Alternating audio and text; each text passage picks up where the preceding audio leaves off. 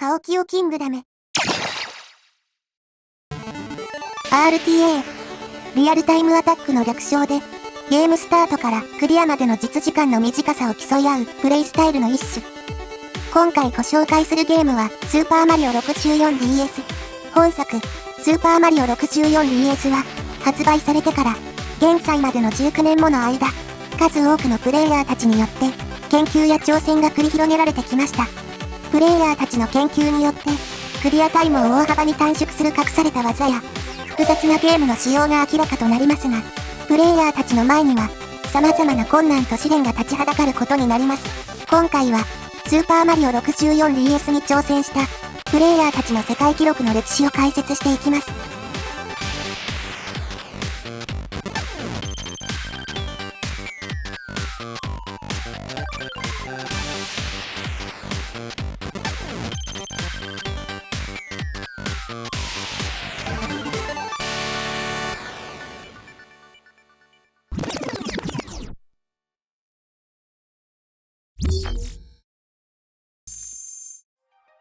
時は遡ること19年、2004年11月21日、アメリカでスーパーマリオ 64DS が発売されます。本作はオリジナル版であるスーパーマリオ64のリメイク作で、操作システムの追加やプレイアブルキャラクターの追加がされています。また、最大スター枚数がオリジナル版と比較すると、120枚から150枚となり、それに対応した要素やステージが追加されたため、最短クリアまでのルートが複雑化し、クリアまでのルートの最適化までに多くの時間がかかりました。発売された2004年から2年2ヶ月後の2007年1月14日、マットイン氏がスピードデモズアーカイブのフォーラムにて、スーパーマリオ 64DS の RTA の走りを探すも見つからなかったと投稿。2007年当時、録画環境が整っていなかったことや、ステージ数が多く、最適ルートを見つけることが困難だったため、本作の RTA は全くと言っていいほど発展していませんでした。そして、さらに時が経ち、1年後の2008年8月5日、初期のスーパーマリオ 64DS の RTA のカテゴリー開拓に大きく貢献した人物となる、グリーナリンク氏が、スピードデモズアーカイブのフォーラムに現れ、様々な知識を共有していきます。2008年当時、DS の画面をキャプチャーし、PC で DS の画面を録画する方法は存在していましたが、それを行うために必要な機材の費用が5万円以上かかることや、その機材を使用して DS 本体の改装を行う必要があり、奏者全員がこれらの環境を整えるのは現実的ではありませんでした。そのため、グリーナリンク氏は机に DS を固定し、三脚を使ってビデオカメラを真下に向け、DS の画面を直撮りするという独自の録画方法を共有します。また、クリア時のスター取得枚数が最大の150枚のルートの共有もしていきます。そして、2009年3月18日、グリーナリンク氏は本作の RTA 記録を残します。本記録は2024年現在で確認できる記録の中で最も古い記録であり、初の完走記録でした。オープニングムービー終了後、ピーチ町の正面扉が施錠されているため、庭付近のウサギを捕まえて鍵を手に入れます。ピーチ町内のステージをクリアしていき、スター8枚取得後、8スタードアを解錠し、本作より追加されたステージ、オコリンボクリキングをクリアして、マリオを救出していきます。12スタードアの先にある闇の世界のクッパをクリアし、ファーストキーを取得。30スタードア先のウォーターランドをクリアし、炎の海のクッパをクリア。セカンドキーを取得して、2階にあるステージを攻略していきます。スターを集めていき、50スタードア、80スタードアの先へ。最終ステージ、天空の戦いでクッパを撃破し、ゲームクリアとなります。本記録は、大幅な時間短縮技や、コーススキップに必要なパグ技などを一切使用していない正規ルートでの最速攻略で、クリア時のスター取得枚数は、正規ルートでの最小の80枚となりました。クリアタイムは、1時間27分26秒と、2009年当時で考えられる最速記録でした。しかし、本記録には、多くの改善点が残されており、プレイヤーたちは、このグリーナリンク氏の記録を基準に、時間短縮技の研究や、バグ技の活用法を模索していきます。冒頭でもお話ししたように、人力で最短ルートを導き出すには、多くの試行回数を重ねる必要があるため、ルートが最適化されるまでに長い時間がかかるだろうと考えられていました。ですが、この1ヶ月後、本 RTA の発展を急速に早める、とある出来事が起こります。2009年4月、DS のエミュレータの開発が進み、DS ゲームのTASの制作が可能となります。TASとは、ツールアシスティッドスピードランの略称で、エミュレータ上で操作を組み込むことによって、人間にはできないようなプレイをすることを指します。このTASの登場により、人力でのルート最適化よりも、少ない試行回数で、理論上、最適なプレイを導き出すことが可能となったのです。また、DS のTASが登場した同時期に、TAS共有サイト、TAS ビデオズにて、プレイヤーのレナード・ギュリユー氏は、ルート最適化に関わる重要なバグ技を次々と共有していくのです。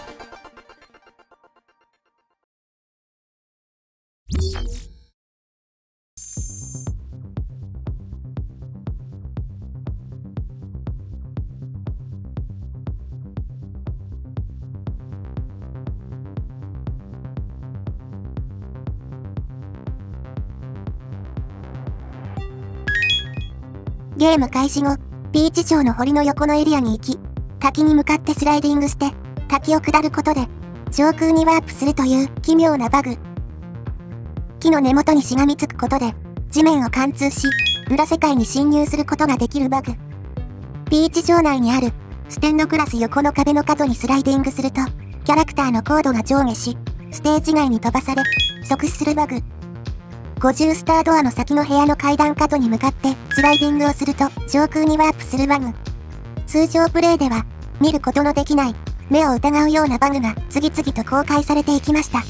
この時点でどのようにしてこれらのバグが引き起こされるのか原理は解明されませんでしたが、ステージスキップにつながる重要なバグ技とされ、上空にワープするバグをヘブンズポータル、ステージ場外にワープし即死するバグはダウンワープと名付けられました。このレナード・ギュリユー氏によって共有されたヘブンズポータル、ダウンワープはTASでの最短ルート開拓に大きく貢献することとなります。レナード・ギュリユー氏のバグ発見から5ヶ月後、ある人物によってスター取得枚数が50枚の状態で本作をクリアしたTASの動画がニコニコ動画にアップロードされます。そのTASを制作したのはマドラシという日本人のTAS制作者で、後にカービィ64の乱数調整の解析に携わるなど、多岐にわたって活動をしている人物です。本TAS動画では、バッタンキングに対しての攻撃の最適化や、ピーチのタクルスライダーの大幅なショートカットなど、オリジナル版とは原理は違うものの、オリジナル版に似た時間短縮テクニックが実装されていました。先ほど紹介したバグの中で、木を経由して裏世界に行き、堀に溜まった水の中にある地下の扉に直接入り込むことができるバグ、モートスキップという技がありました。この原理のモートスキップは本作のみ行うことができるバグ技で、序盤に成功させると、ピーチ城内の地下の扉を開けるために必要なファーストキーの取得をスキップ、すなわち、闇の世界のクッパをスキップすることが可能となります。本TASの場合、クリア値の取得スター枚数が50枚を目的としているため、ルートの中盤で組み込まれています。ですが、本TASには、モートスキップよりも、ゲーム攻略に大きな影響を与えるバグ技が組み込まれていました。そのコーススキップにつながるテクニックはゲームに関する様々な情報、裏技、攻略方法の共有を行うサイト、ワザップにて公開されており、マドラ氏はワザップに投稿された情報を時間短縮技として活用できるのではないかと考え、本TASに組み込んだものでした。最終ステージ、天空の戦いに挑むには、通常、スターを80枚取得する必要がありますが、ヘブンズポータルを使用することで、80スタードアの無限階段の突破、エンドレスステアーズスキップが可能であることがわかります。これにより、スーパーマリオ 64DS の RTA、any% カテゴリーのゲームクリア時最小スター枚数が、80枚から50枚へと減少しました。また、本TASで使用されている攻略ルートは、マドラ氏が考案した独自のルートであり、最速攻略の情報が少なかった2009年当時では、非常に有益な情報とされ、50スターカテゴリーの参考元となりました。この、マドラ氏が制作したTASの公開を皮切りに、本 RTA のルートの開拓、バグの研究が加速していくことになります。2011年9月15日、プレイヤーのアラクトーン氏は、タスビデオズにて、自身が制作したタスの投稿を開始します。アラクトーン氏は、マリオカート DS のタイムアタックプレイヤーで、2009年から競い合っていたプレイヤーの MK ダッシャー氏と協力関係を結び、スーパーマリオ 64DS のバグの研究、タスの共同制作を進めていきます。タスビデオズに初投稿してから10日後、アラクトーン氏は、ピーチ城2階の扉をスキップする技、セカンドキードアスキップができるのではないかと情報を共有します。ですが、バッタンキングの砦の部屋の壁に接触し、失敗してしまいます。幅跳びやダイブなど、キャラクターの操作を変え、試行錯誤を重ねますが、実際にどのようにすれば成功するのかわからず、セカンドキードアスキップの挑戦は、失敗に終わります。本 RTA が開始された2007年から2011年の4年間、グリーナリンク氏だけでなく、サク氏、バルム氏、ベタ氏、新人氏の4人の日本人奏者たちが世界記録を更新しますが、すべて80スターでの記録更新で、爆技の使用や大幅な時間短縮は行われませんでした。これは、当時ではタスで使用されている技を RTA の走りで実行することが不可能と考えられていたからです。また、2011年10月15日には、MK ダッシャー氏がクリア値のスター取得枚数8枚の状態で攻略するタス、8スタータスを公開し、新たな時間短縮技が公開されていきますが、本 RTA の記録が更新されることはありませんでした。それから時が経ち、2013年10月27日、数ヶ月前に本 RTA のコミュニティに参加し、世界記録を打ち立てていた奏者、パラドックスカール氏は、自身の記録をさらに超え、5度目の世界記録更新をします。この記録は、現在でも残る最古の記録の中で、2024年現在の Any% の形に最も近い走りであり、本 RTA の歴史において、大きな転換期となりました。それでは、パラドックスカール氏の世界記録を見ていきましょう。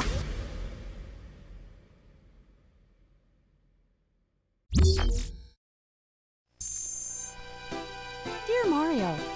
please come to the castle. I've baked a cake for you. Yours truly, Princess Toadstool. Peach. パラドックスカール氏は、オープニングムービー終了後、正面扉の鍵を持つウサギの元へ向かうことなく、ピーチ城の堀の左側のエリアへ向かいます。速度をつけるために、できるだけ、坂の上に行き、スライディングを出します。ピーチ城の外壁に接触したと同時に、復帰モーションを出すと、水面に触れることなく、水中に入ることができる時間短縮テクニック、新型のモートスキップを成功させていきます。この技は、以前、MK ダッシャー氏が制作した8スタータスに実装されていた技でした。この新型のモートスキップは、ウサギから鍵を回収するイベントをスキップ、そして、地下に行くためのファーストキーの回収をスキップできるため、2024年現在でも使用される必須テクニックとなりました。パラドックスカール氏のタス技の実装は、これだけにとどまりませんでした。マリオを解放するために経由しなくてはならない8スタードアを開錠するため、ステージを次々とクリアしていき、スターを集めていきます。クリキングを倒して、マリオの扉の鍵を取得。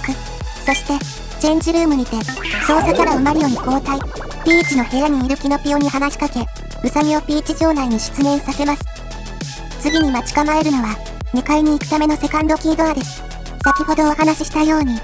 セカンドキードアをスキップすることは不可能であるため、炎の海のクッパをクリアして、セカンドキーを取得し、セカンドキードアを解錠する必要があります。しかし、炎の海のクッパに挑むためには、30スタードアを解錠し、ウォーターランドのクッパの潜水艦をクリアする必要があり、多くの時間を要します。パラドックスカール氏は、2つ目のタス技、ラビットクリップを実装することによって、大幅な時間短縮を図ります。と、その前に、本作とオリジナル版とのダッシュの仕様の違いについて説明させていただきます。オリジナル版では、アナログスティックを大きく倒すか、小さく倒すかによって、ダッシュするか、歩くか調整することができました。ですが、本作、スーパーマリオ 64DS では、スティック操作ではなく、十字キー操作に変わったため、Y ボタンを押すことによって、ダッシュか歩きかを切り替えれるようになりました。この仕様変更と一緒に、新たに、その場でダッシュを貯める動きが追加されました。以降、この仕様のことを、本動画内ではダメダッシュと呼びます。十字キーを離した状態で Y ボタンを入力し続けるとダメダッシュ状態になり、その状態から任意の方向に十字キーを入力すると最高速で走り出すことができるという仕様です。ラビットクリップはこの新たな仕様、ダメダッシュが重要となるテクニックでした。まずはじめに、ウサギを壁付近で捕まえ、ウサギの位置を固定、所定の角度に調整し、Y 入力でダメダッシュ状態にします。そして、十字へ入力をして、最高速で走り出します。その後、0.2 秒進行。十字右に入力を切り替え、0.067 秒進行。この状態で、ウサギに話しかけることによって、壁を突き抜け、裏世界に侵入することができるバグです。このバグの詳細は、後に、グリッチハンターのシキコナウシが言及したことで判明しました。また、ラビットクリップを成功させるための、十字上から十字右に切り替えるタイミングと、ウサギに話しかけるタイミングは、受付フレームが1フレームしかないため、受付1フレームのタイミングを2回連続で成功させる必要があります。また、キャラクターのウサギに対しての角度、ウサギと壁の距離など、成功するためには、多くの要因に左右されます。そのため、見た目以上に難易度が高い技です。MK ダッシャージのカスによって公開されていたラビットクリップのウサギの固定位置は一貫性がないため再現性が低く RTA で実装することは不可能と考えられていましたが、パラドックスカール氏は RTA で再現可能なウサギの固定位置を見つけ出し、ラビットクリップを実装したのです。このラビットクリップも2024年現在の本 RTA で使用される必須テクニックとなります。炎の海のクッパをクリアし、セカンドキーを取得。次に待ち構えるのは50スタードアです。ここでもラビットクリップを使用し、50スタードアを突破しますが、ある問題が発生します。本作では、扉の向こう側の部屋の 3D モデルは、当たり判定が用意されているものの、扉を開ける前にはロードされていないという仕様があります。そのため、キャラクターが部屋のどこにいるのか把握することができません。ここでパラドックスカール氏が取った対策は、80スタードアの開閉でした。80スタードアは、従来のスタードアと異なり、所持スター枚数が80枚に到達していなくても、開けることが可能でした。これは、無限階段の演出を実装するための仕様で、本 RTA にとって好都合でした。この80スタードアの使用の偶然によって、50スタードアの先の部屋をロードさせることができたのです。部屋の 3D モデルをロードした後、上空にテレポートする技、ヘブンズポータルに挑みます。ヘブンズポータルとは、ステージの90度以下の角に向かって、適切な速度でスライディングすることで、上空にテレポートすることができるバグ技で、うまくキャラクターを操作すれば、コーススキップテクニックとして活用することができます。何度か失敗があったものの、ヘブンズポータルを成功させ、エンドレスステアーズスキップを成功させていきます。最終ステージ、天空の戦いに進み、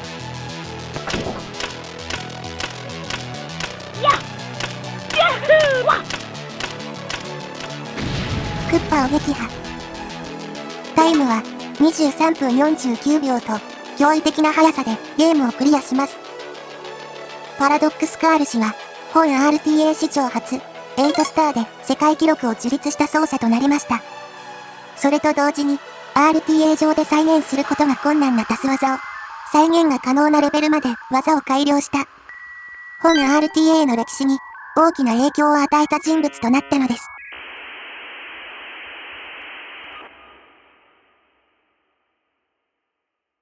翌日、10月28日。続けて、パラドックスカール氏は21分59秒で世界記録を更新。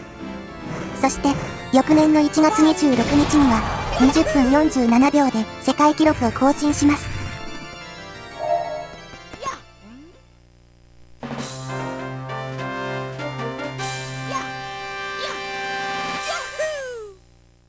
パラドックスカール氏は、記録更新のたびに、時間短縮テクニックの成功までの動作を改善していきました。パラドックスカール氏の勢いは、とどまることを知らず、5月26日には、タイムを19分10秒まで短縮しました。以前まで、マリオ救出後にピーチ場内に出る際には、ゲームをセーブしてタイトル画面に戻ってからセーブデータを再選択していましたが、今回からは、ダウンワープを使用し、即死することによって、ピーチ場内にリスポーンし、時間短縮を図っています。また、本記録では、時間短縮テクニックを成功させるまでの動作に、劇的な改善が見られました。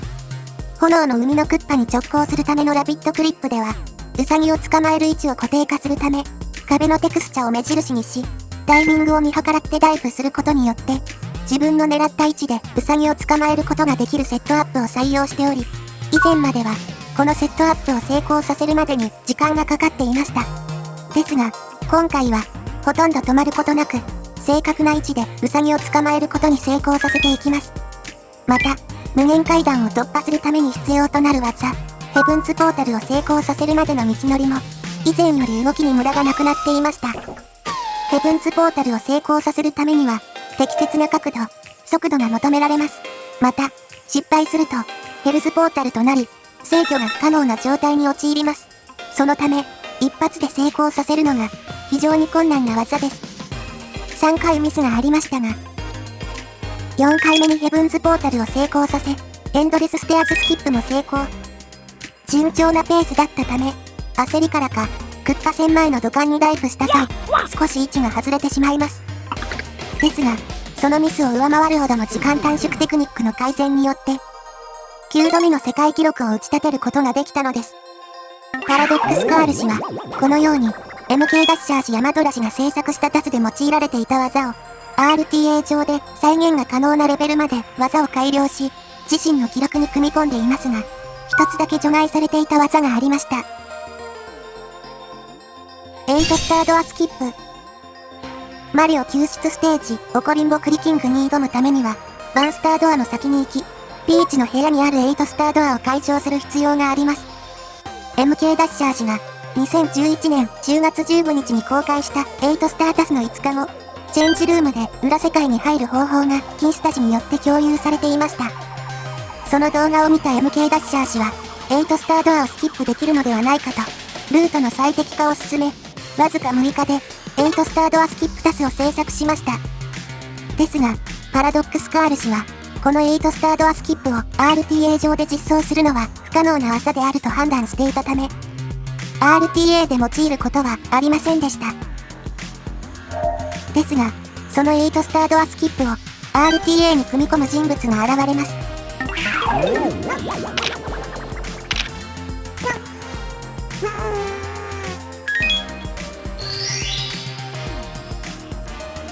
2014年6月22日、16分5秒で完走。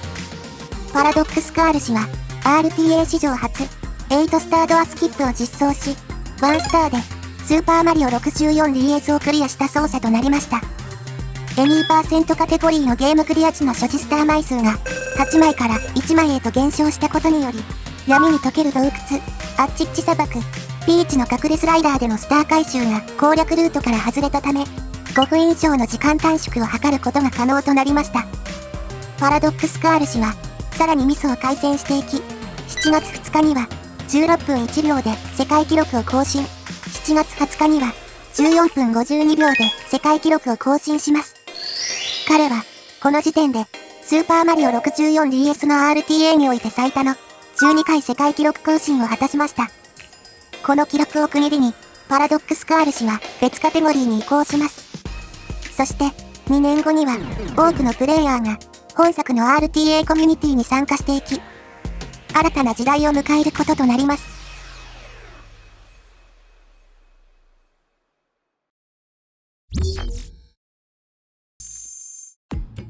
パラドックスカール氏の最後の記録更新から2年後、2016年。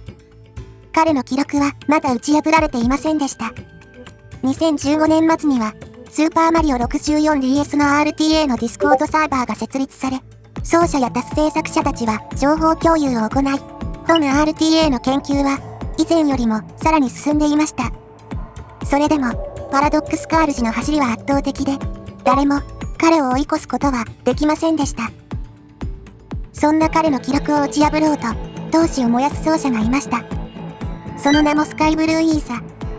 スカイブルーイーサ氏は、80スター、50スター、8スターカテゴリーの世界記録保持者として知られており、パラドックスカール氏の記録を打ち破る候補者の一人として名を挙げていました。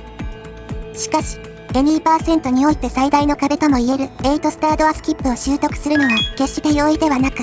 不可能にも思えました。ですが、彼は諦めずに挑戦し続けました。100回以上の試行回数を重ね、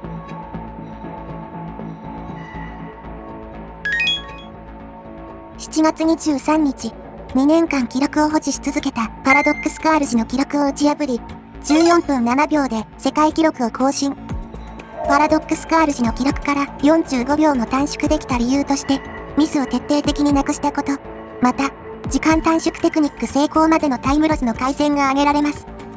8スタードアスキップについては、成功までのセットアップにかける時間を極力節約しており、非常にスムーズでした。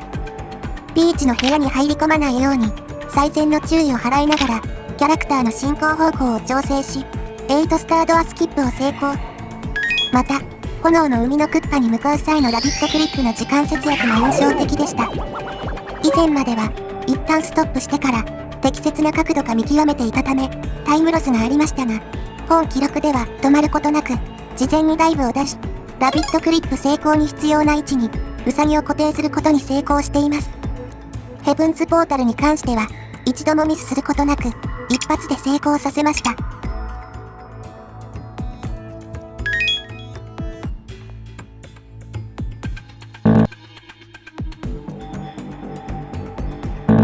2度、クッパ投げのミスがありましたが、見事世界記録を樹立します。クッパ投げのミスさえなければ、14分台を切ることができたという点が、非常に悔やまれることでした。スカイブルーイーサ氏は、この後、本 RTA を引退し、スピードラン .com のアカウントを削除します。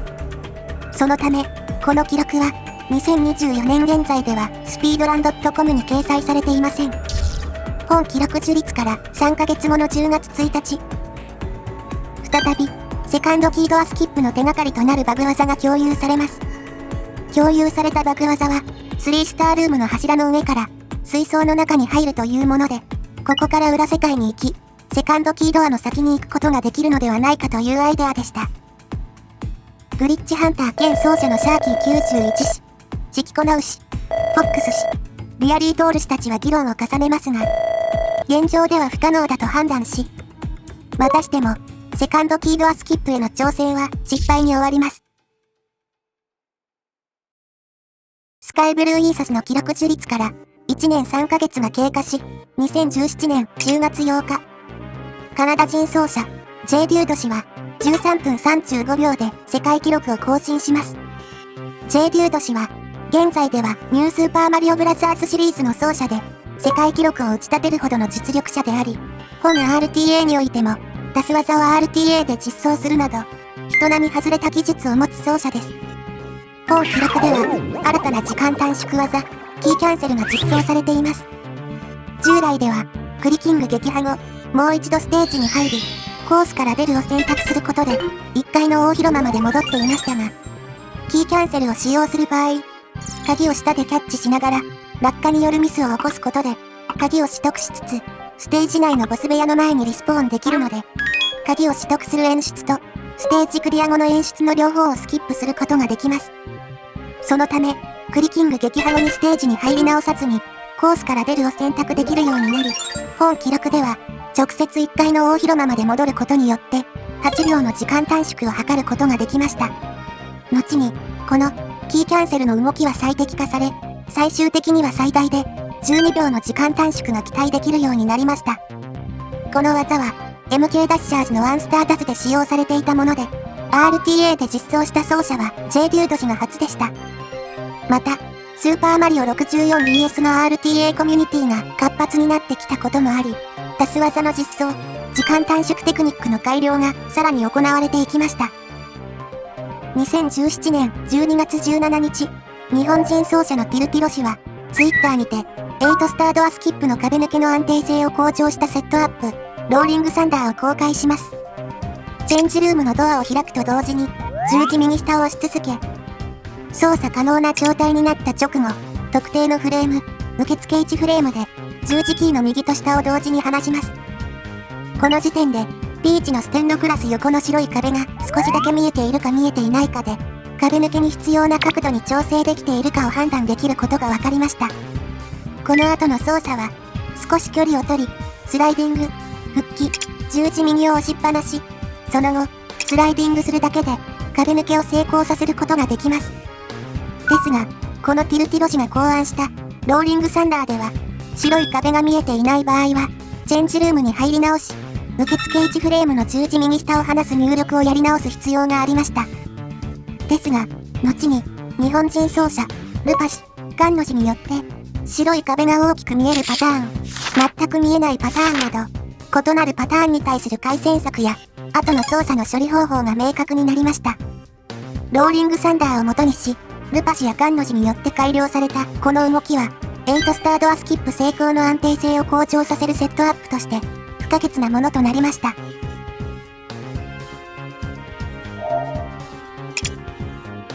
2018年1月10日、13分18秒で、シャーキー91氏が世界記録を更新。本記録では、ゼルダキューブド氏によって発見された、ニューエンドレスステアーズスキップが実装されていました。通常のエンドレスステアーズスキップは、ラビットクリップの後、キャラクターの位置を把握することができないので、部屋の 3D モデルを読み込むために、80スタードアの改変を行います。ですが、ゼルダキューブド氏が発見したニューエンドレスステアーズスキップは、この一連の動作をすべてカットしています。ラビットクリップ後、0.5 秒落下し、ジャンプ。3D モデルが読み込まれていないので、見た目ではわかりませんが、この時点で、階段の中に侵入することに成功しています。スライディングを、早めに進行方向に向かって出すことによって、ニューエンドレスステアーズスキップに必要なヘブンスポータルを成功させることができます。足場が見えないため、階段に止まる難易度は決して低くはないものの、ヘブンスポータルの成功率の高さや、仮に階段から出てしまってもリカバリーを行うことが可能であることから、ミスした時のリスクが低く、成功できた時のリターンが高い技で、非常に革新的でした。シャーキー91氏は、この新技を実装し、世界記録を打ち立てますが、その喜びも、束の間のことかもしれません。1日後、ニューエンドレスステアーズスキップ発見者のゼルダキューブド氏が世界記録を更新。タイムは12分33秒と、史上初の13分切りを達成しながらも、シャーキー91氏の記録から40秒以上も差をつけていました。炎の海のクッパではオリジナル版同様、細い足場を経由したショートカットルートが採用されています。このルートは通常のルートと比べ、最大で約2秒ほど時間を節約することができます。この記録達成には、シャーキー91氏も黙ってはいられず、2日後、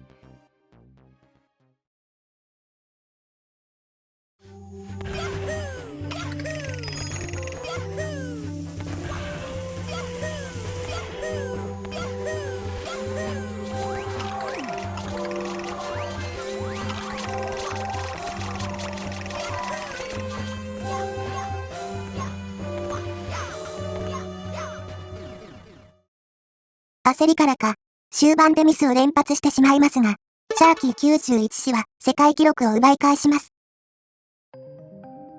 タイムは12分5秒で、12分切りも目前となりました。バグを使用した時間短縮テクニックの精度は格段に上がっており、以前と比べて、より短時間でバグ技を成功させたことが、本記録を樹立できた要因でした。ですが、ここまでの記録を樹立した奏者に共通して言えるミスがありました。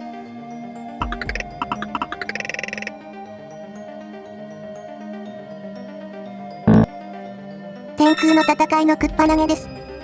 最終戦のクッパは、クッパの尻尾をつかみ、場外に配置された爆弾に3回当てるというシンプルなものでした。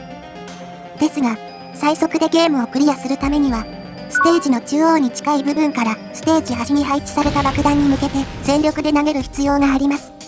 爆弾を当てるための受付フレームは1フレームから2フレームで、どれだけ意識してもこれを3連続当てるのは非常に困難です。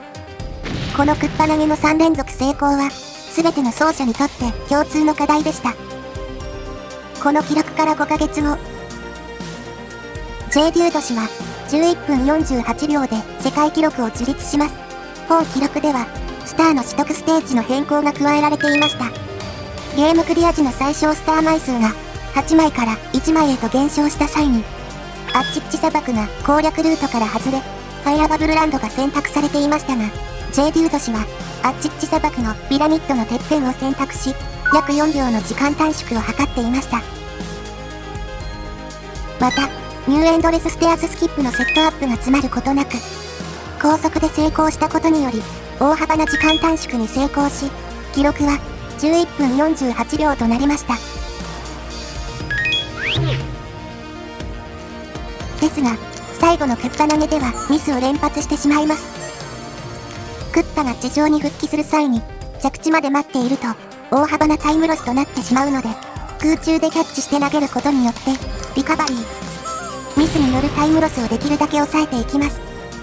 高いプレイスキルを持った奏者でも、天空の戦いでのクッパ投げの課題は残されていました。プレイヤーたちによって、時間短縮技の改良、それらの技を RTA で実装する実力を持った奏者が次々と登場し、新たな時代を迎えたスーパーマリオ 64DS の RTA ですが、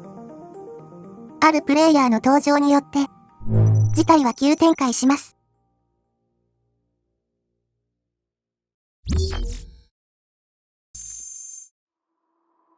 マリオカート DS のタイムアタック日本人奏者、ルパシ。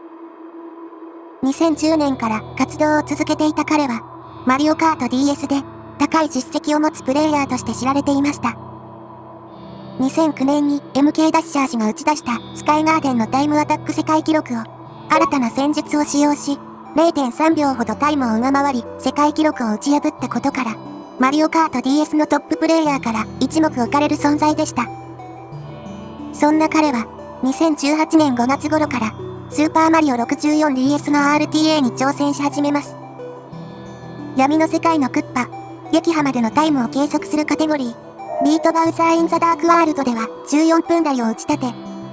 当時世界記録保持者だったリアリー・トール氏に最も近づき、その高いゲームセンスをスーパーマリオ 64DS でも発揮します。はじめは、一旦区切りがついたら、マリオカート DS のタイムアタックに戻ろうと考えていました。ですが、スーパーマリオ 64DS の世界記録奏者たちの走りが、彼の闘志に火をつけました。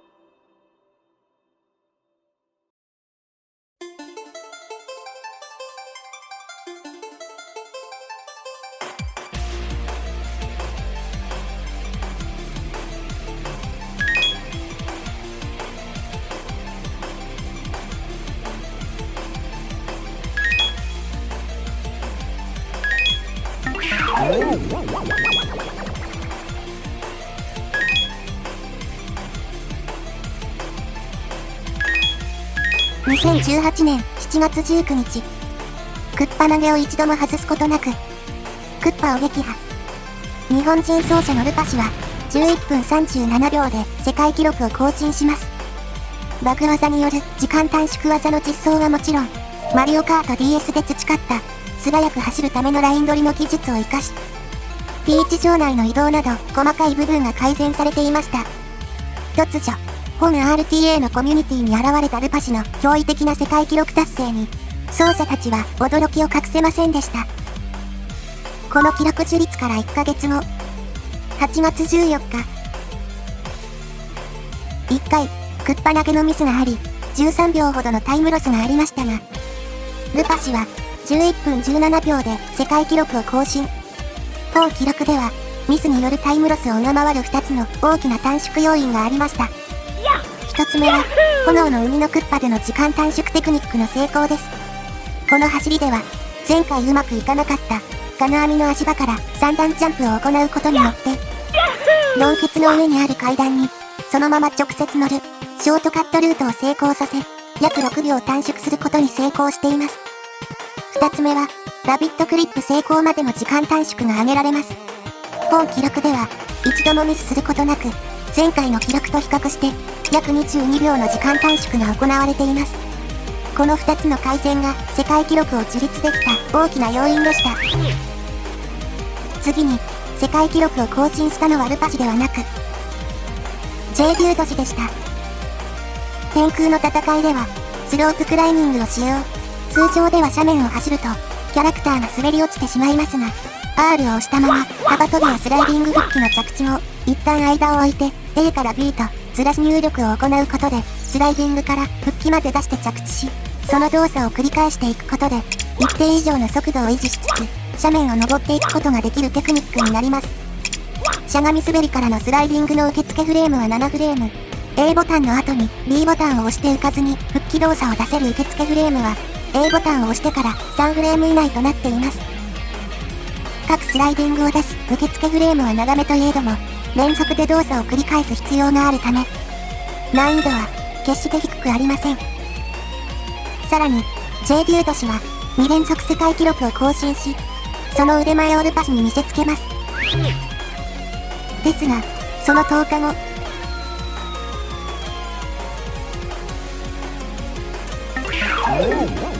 11分0秒、ルパ氏は J デュード氏から記録を奪い返します。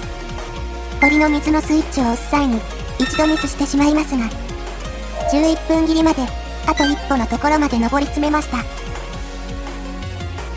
4ヶ月後、2019年4月28日に樹立されたルパ氏の記録では、オリジナル版で用いられる技、トリプルジャンプウォールキックを実装し、10分56秒で世界記録を達成。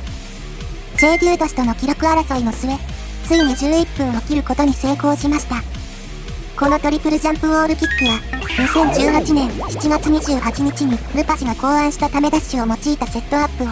J デュード氏がその5ヶ月後に改良したもので、約4秒ほど時間を短縮することができます。その後、ルパ氏は4連続で世界記録を更新し、最終的にはタイムを10分35秒まで縮めました。以前、J デュード氏は炎の犬のクッパまでの道のりをスキップする際に行われるラビットクリップの改良を行っており、ルパ氏は本記録で改良版ラビットクリップを使用しています。パラドックスカール氏が使用していた左側のウサギを捕まえる従来のセットアップではなく、右側のウサギを捕まえるセットアップに変更。従来の左側のウサギを捕まえるセットアップと比べ、約 4.5 秒時間短縮を図ることができます。ですが、この右側のウサギを使ったラビットクリップは非常に難易度が高いため、ルパ氏のみが採用することができていた技でした。ルパ氏は圧倒的な差をつけ、J デュード氏との記録争いに終止符を打ちました。これにより、スーパーマリオ 64DS の RTA は幕を閉じたと思われましたが、まだ本 RTA には解決しなくてはならない重大な問題が残されていました。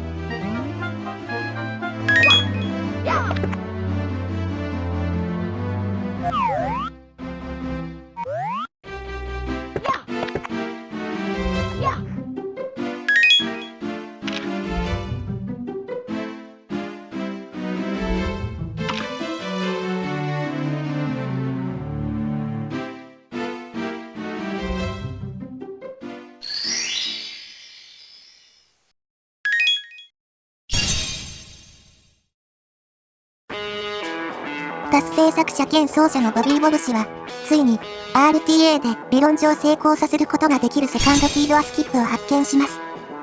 その方法とは、海賊の入り江の部屋でラビットクリップを行うといったものでした。はじめに、ウサギを所定の位置で捕まえ、ラビットクリップを行い、裏世界へ行きます。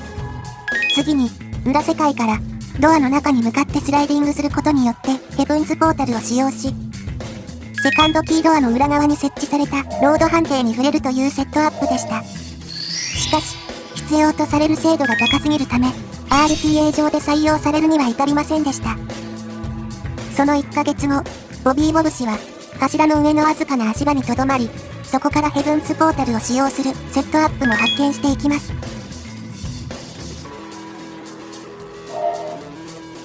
2016年10月24日に、解析者の林 STL 氏によって、ヘブンズポータルの成立条件が解明されていました。スライディングで上空に出た後、ヘブンズポータルが成立するための落下が始まる条件は、キャラの下に床が連続して1秒以上存在することと、原理を解き明かしていました。ボビー・ボブ氏が共有したドアの中、柱の上の足場は、ヘブンズポータルの成立条件を満たしていました。ですが、柱の上に安定して留まる方法は存在していませんでした。11月1日、ワイルドギャフ64氏は、海賊の入り江の部屋の柱の上に安定して留まり、セカンドキードアスキップを行うことができるセットアップを発見します。そのセットアップとは、柱の上に向けて、3段ジャンプ。その後、柱と天井の間に向かってダイブ、そしてダイブ復帰。前入力で、走りや歩きを入れつつ、左に、6回カメラの操作入力を行って角度を調整します。ある程度進むと、柱の中に入るので、タイミングよく十字キーを離します。待っていると、停止しつつ落下するので、その瞬間、ジャンプ、下、右下入力をすることにより、柱の中に着地できるといったものでした。ボビー・ボブ氏が発見した柱の上を経由したセカンドキードアスキップを RTA 上で実装できる可能性を持ったセットアップでした。ですが、このセカンドキードアスキップを実装したからといって、確実に世界記録更新ができるという単純な話ではありません。この1日後に、世界記録ではないものの、ボビー・ボブ氏がワイルドギャフ64時のセットアップを用いて本 RTA を完走します。クリアタイムは、1時間31分33秒と、非常に遅いですが、セカンドキードアスキップが RTA に導入できることを、走り切ることによって証明したのです。セカンドキードアスキップを行うには、海賊の入り江の部屋に入るための3スタードアを開けるために、スターを2つ追加する必要がありますが、炎の海のクッパをスキップできるのは革新的で、奏者たちは、セカンドキードアスキップを RTA で実装する方向で、研究を進めていきます。このセカンドキードアスキップを実装し、世界記録を打ち立てる奏者は、あの人物以外考えられませんでした。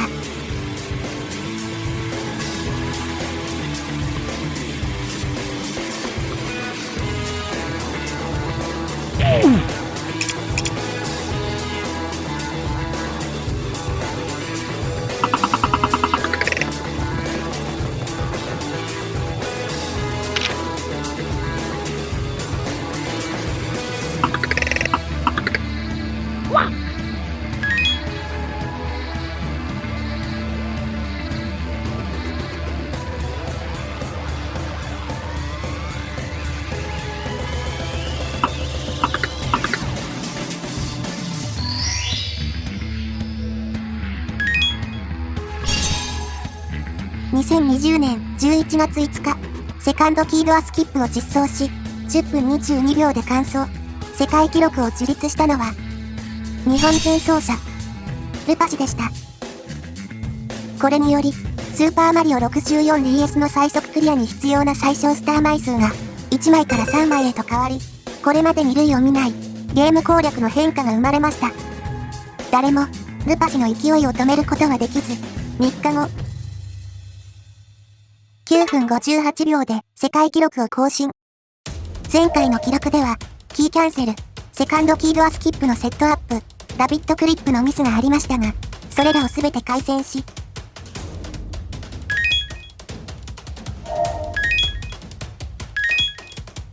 クリアタイムを10分切ることに成功しました。ルパ氏は、以前、クッパ撃破後に、遠くから話しかけることによって、スターが、4フレームほど早く出現する仕様を発見しており、本記録にて、その仕様を利用していました。炎の海のクッパのスキップという大幅な時間短縮を図るためには、最高難易度テクニックである、セカンドキードアスキップの実装をしなければなりません。ワンスタークリアでの本 RTA の記録更新は、事実上不可能となり、世界記録更新の難易度は、初期に比べ格段に上がっていました。ですが、このルパ氏の圧倒的な記録を打ち破ろうと、一人のグリッチハンターが立ち上がりました。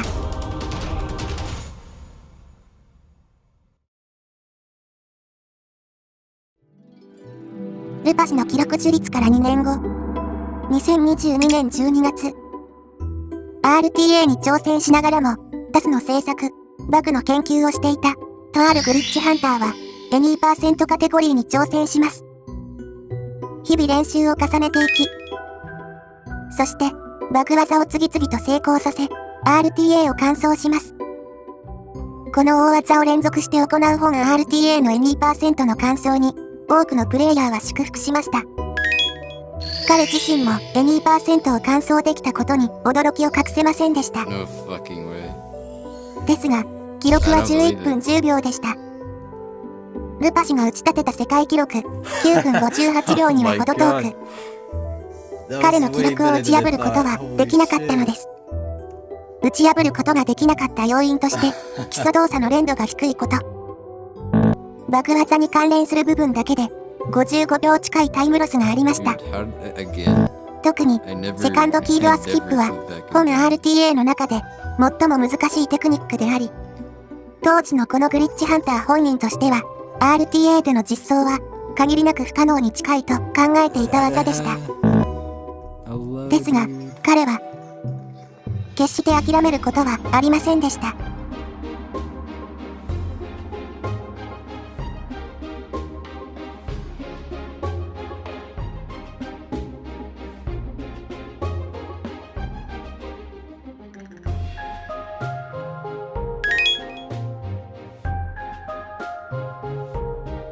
2023年1月4日。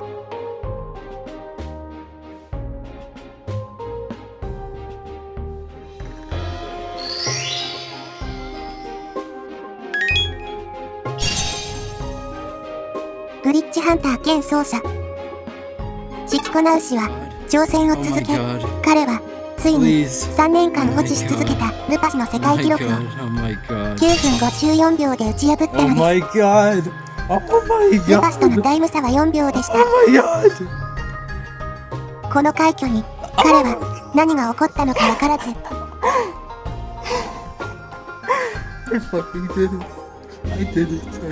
歓喜に震えました。そんな彼の記録も、時が経てば、やがて、打ち砕かれてしまうかもしれません。とあるプレイヤーは次のように述べました。自分には、世界記録を打ち立てる可能性があることに気づいた。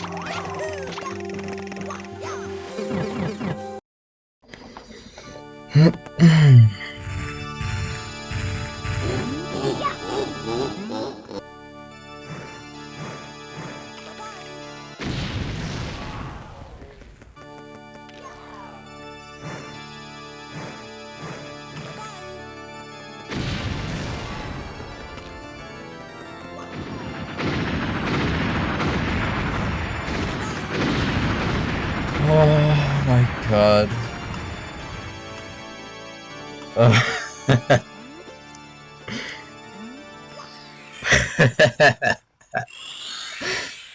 Dude, it's a 4X, I think. Please.